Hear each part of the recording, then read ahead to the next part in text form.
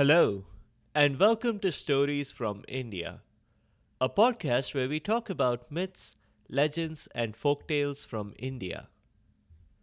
I am your host, Narad Muni, and I'm a mythological character myself. I have the gift of eternal life and knowledge of the past, the present, and the future. By profession, I'm a traveling musician and a storyteller. So, the way I'm doing my job is by podcast. In this episode, we are doing an Akbar and Birbal story. If you haven't heard the previous Akbar and Birbal stories, that's perfectly alright. All of these stories stand alone. All you need to know before we begin is that Akbar was a real historical figure. He was a Mughal emperor and ruled over most of India over 500 years ago. The ministers in his court can roughly be divided into two groups: Birbal and everyone else. Birbal was a real historical figure as well. He was Jeeves to Akbar's Bertie Wooster, or as Sherlock Holmes to Watson. There was no problem that Birbal could not solve, no question that he could not answer in a clever way. That also meant people were always trying to trap him into tricky situations. Other ministers in Akbar's court were quite jealous of Birbal's success. Our story today actually begins not with Akbar or Birbal, but with Bholi. Bholi was a farmer with a big problem. Her problem was the lack of banks in medieval India. As a farmer, Bholi had worked hard on her fields, plowing them, sowing seeds, irrigating, harvesting, and selling the crop. Her efforts over many years had paid off, and she had accumulated a very decent sum of 100 gold coins. And now she had discovered a clever way of automatically irrigating her fields. So, for the first time in many years, she had free time on her hands. She had been hearing about vacations for a long time. She had never tried it herself. But now that she had free time until the harvest, she decided she would give vacations a try to see what the whole fuss was about. That presented a logistical difficulty. She couldn't very well take all the coins with her. It wasn't safe. You might have heard from other episodes on the show how the forests between villages and towns were full of dangers of all kinds. Bholi also could not leave the money behind, buried under the floor of her home where it was. People would be sure to break in and steal it while she was away. It was one thing to leave the money at home when she was always within sight of her home, sometimes with a sharp sickle in her hand, and a completely different thing to leave it at home with no one to guard it. She asked around, which was the medieval equivalent of browsing through the yellow pages. She got a lot of advice from her fellow farmers, but no one had any first hand experience she could learn from. What she wanted was the Yelp or Ask Leila kind of experience with user testimonials. Instead, all she had was one lead. The advice she received was to leave her money with Chalak. Chalak was a holy man, a rishi, who prayed all day and blessed everyone who came to visit him. He was their own personal psychiatrist, giving them advice and that sort of thing. No one Bholi talked to had personally given him their money, but they had heard vague stories of a friend vouching for Chalak. So Bholi decided to check him out. She stepped into Chalak's ashram, took a token, and stepped into the waiting room. She observed a very reassuring scene. An austere room with Chalak sitting on one side, meditating, and lots of other people patiently waiting for him. Chalak would listen to each of them in turn, talking about the value of not owning things. Imagine no possessions, he said. No need for greed or hunger. A brotherhood of man. And sisterhood of woman, he hastily added, seeing Bholi in his audience. When it was her turn, Bholi explained her problem. Chalak said, So, sister, you need a vault.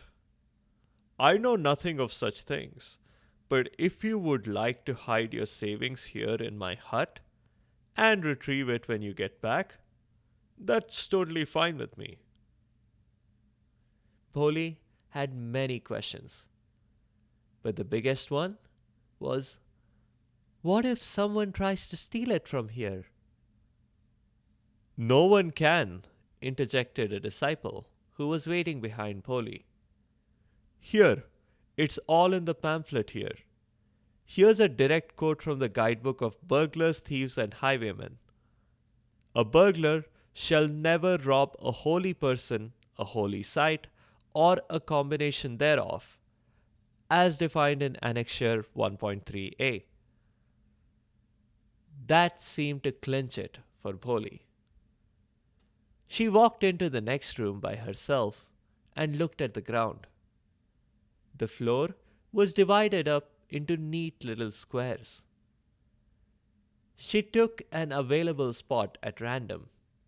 Spot number 73, a nice prime number. She took a spade from the rack and quickly dug up the spot and buried her bag of gold coins there. With her mind at ease, Bholi went off on her trip.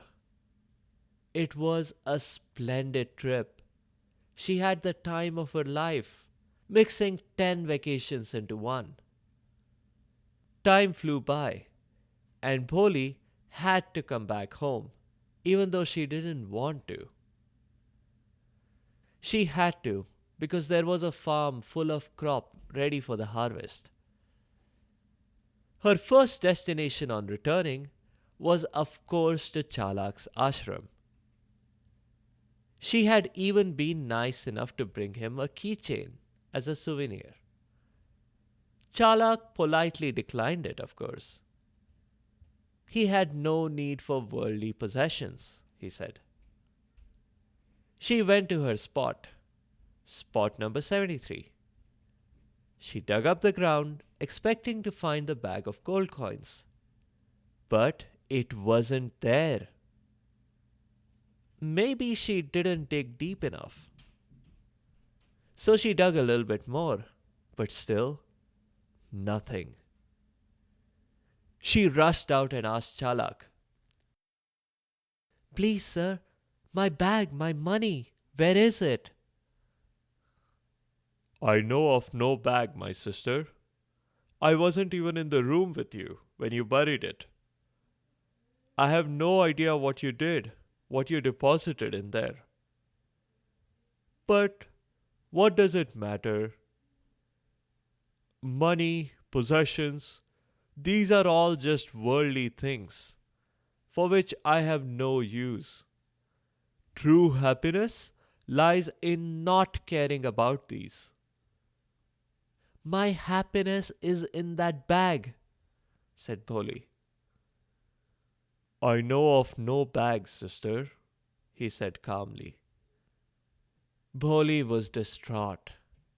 She was sure Chalak had done something, but how could she prove it? She decided to appeal to the authorities, and that basically meant Bholi showed up at Emperor Akbar's court.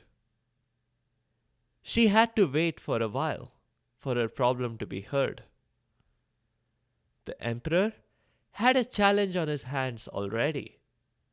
The minister for budget and planning was making a big fuss about needing to know the exact population of the empire. No estimates would do for him. This was more of a management problem than a technical one, thought Akbar. That meant it needed treatment B. B for Birbal. He summoned his favorite minister and said, "This is such an easy problem that I don't even want to bother with it. Birbal, why don't you handle this?" "I already have, Your Highness," said Birbal. The whole court was stunned into silence. Finally, Akbar spoke up. "Birbal, you know exactly how many people live within the borders of the empire?" "Indeed, Your Highness," replied Birbal. "The exact population of your empire is 159,364,763. "How can you say that with certainty?" challenged the Minister for Budget and Planning. "Oh, so you doubt my numbers? You're welcome to check them," replied Birbal. Akbar intervened. "But Birbal, what if he does and your numbers are incorrect?" "I stand by my numbers completely, Your Highness. I just hope that when my esteemed colleague takes on the task of verifying my numbers, he keeps track of migrations, births, and deaths retroactively. It can be easy to lose track when you need to check the count of people living in 4 million square kilometers of land, when information can't flow any faster than the speed of a horse." Akbar laughed at that. Birbal had given himself an out, while giving the Minister of Budget and Planning something to work with. The minister grumbled and thanked Birbal for the numbers and Akbar for his time and went back to his seat. Up next was Bholi. She described her whole story to the court. When she got to the part about traveling outside the empire on vacation, everyone thought her example illustrated exactly what Birbal had been cautioning about earlier in getting the population exactly right. When she was done with her narrative, Akbar had no doubts about how to handle this. "Birbal, this one is for you again. Sounds like a basic FIT, farmer in trouble case." Birbal gladly accepted this. He had Bholi accompany him to his office. He said to her, "So, you're certain that you checked the right spot, and you did actually put the bag in. There is no mistake about any of that?" Bholi was absolutely sure. She said, "My dilemma is that I can't prove anything. I don't have a receipt from Chalak." "What about surveillance footage?" asked Birbal, and then immediately dismissed the thought himself. Never mind that. The wrong century to be asking that question. He was deep in thought for a minute and then finally spoke up. "We need to solve this the correct way," he said. "It's not okay for me to use taxpayer rupees to pay you back what you lost. it's also not sufficient to prove that anyone did anything wrong. What we want is to recover your money. Even if we did manage to prove something, we cannot take action easily.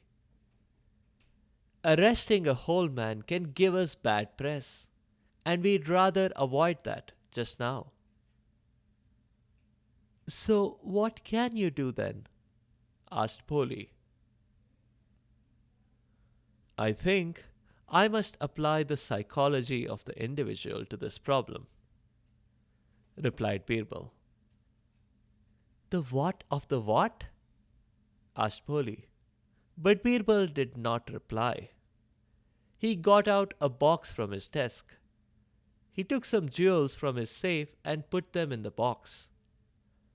The jewels were easily worth more than 1,000 gold coins. Anyone could see that. Next, Birbal called in his assistant, Sahayak, into the room.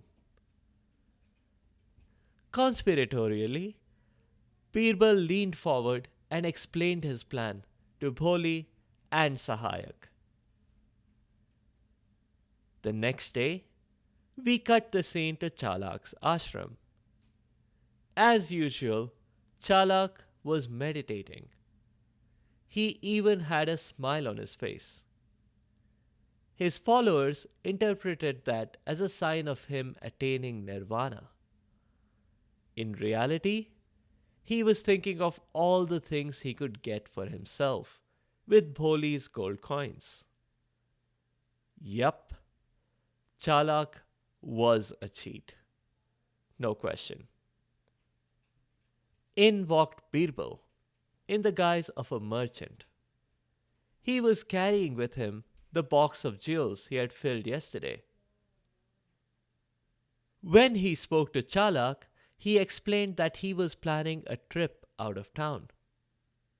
He had no safe storage space in his home, which was being renovated just then. I have nowhere else to safely keep these jewels, he said, and popped open the box. The shining jewels pretty much lit up the room, and a few faces besides, including Chalak's. Birbal added, but then I heard of you, and I was assured by everyone that this is the safest place in town to keep anything while I'm out. Brother, I have been told that myself. If my humble home may be of any use to you, please go right ahead, said Chalak, displaying enormous restraint in not jumping up for joy. Already, wild ideas were floating in his head of what he would do with the jewels. But before Birbal could get up, Bholi entered the room, exactly as they had planned the previous day. She went right up to Chalak and said, I am terribly upset, Mr. Chalak, sir. I searched my mind again and again. I am absolutely certain that I had deposited my bag of gold in the exact spot that I checked. Someone must have taken it. Chalak suddenly got nervous, especially as Birbal arched an eyebrow, quizzically. What is this I hear, sister? Birbal asked Bholi. Did you lose your bag of gold after depositing it here? Bholi was about to launch into the whole explanation, just as they had rehearsed. But at that moment, Chalak decided he needed to intervene. If Birbal got the idea that the jewels would not be safe here, he would not leave them here for Chalak to steal. Chalak weighed the odds and decided that the box of jewels was worth at least 10 times as much as Bholi's bag of gold. So he quickly spoke up. Sister Bholi, you must simply have dug up in the wrong spot. I remember it well, she said. It was spot number 73. But you're wrong, said Chalak quickly. I remember talking to the milkman the day you left on vacation. He had picked 73 earlier in the day. You must have left yours in spot number 88. Try that one. Bholi did try that one, and it had her bag of gold coins. Oh, silly me. I'm so forgetful, she said, just as Birbal had asked her to. I must have gotten the spot number wrong. Let that be a lesson to you, brother, she told Birbal. Don't forget the spot number after you've buried your box. I won't, said Birbal. Thank you for the advice, he said. Chalak breathed a huge sigh of relief. But not for long. The moment Bholi stepped out, Birbal's assistant rushed in. Master, master, I've been searching everywhere for you, he said to Birbal. Why, what happened, Sahayak? Asked Birbal. There's urgent news for you. Your trip has to be cancelled. The foreigners are coming to visit us instead, Sahayak said, exactly as they had rehearsed. Hooray, said Birbal. That means I won't have to go on that trip after all. This is fantastic. I never liked traveling anyway. Oh well, I'm happy for you too, Chalak, he said to a very disappointed looking Chalak. You won't have to deal with me forgetting where I buried my box. Normally, I would have gifted you some jewels anyway for having taken up so much of your time. But I don't want to offend you by offering you any worldly possessions. And with that, Birbal and his assistant walked away with Chalak staring longingly at the jewel box in Birbal's arms. That was how elegantly Birbal solved the problem. No arrest of holy men required. Bag of money returned. All the investment he needed was his time. Luckily for Chalak, he had buried Bholi's gold in a different spot in the same room, instead of somewhere else entirely. A few notes on the show. Again, I've used Hindi words that represent the characters. Bholi means a woman who is naive. Chalak means someone who is tricky. And Sahayak literally means assistant. We have covered Akbar and Birbal stories previously in episode 9, A Clever Minister in King Akbar's Court, episode 10, The Great Detective, episode 22, Slow Cooker, episode 38, A Close Shave, and most recently in episode 73, Teacher's Pet. You can find links to these in the show notes. That's all for this week. In the next episode, we'll do a story of Vikram and Betal. It's been a long time since we did one. We'll see the Betal, or zombie/vampire/revenant, present yet another lateral thinking puzzle to Vikram. And we'll see why it's important to pay attention to visual cues. That's all for this week. If you have comments or suggestions, or if there are particular stories you would like to hear, please do let me know by leaving a comment or a review on the site sfipodcast.com or tweet at sfipodcast. You can also find me on Instagram and Facebook. Be sure to subscribe to the show to get notified automatically of new episodes. Thanks to all of you listeners for your continued support and your feedback. The music is from purpleplanet.com. That's purple-planet.com. I'll see you next time.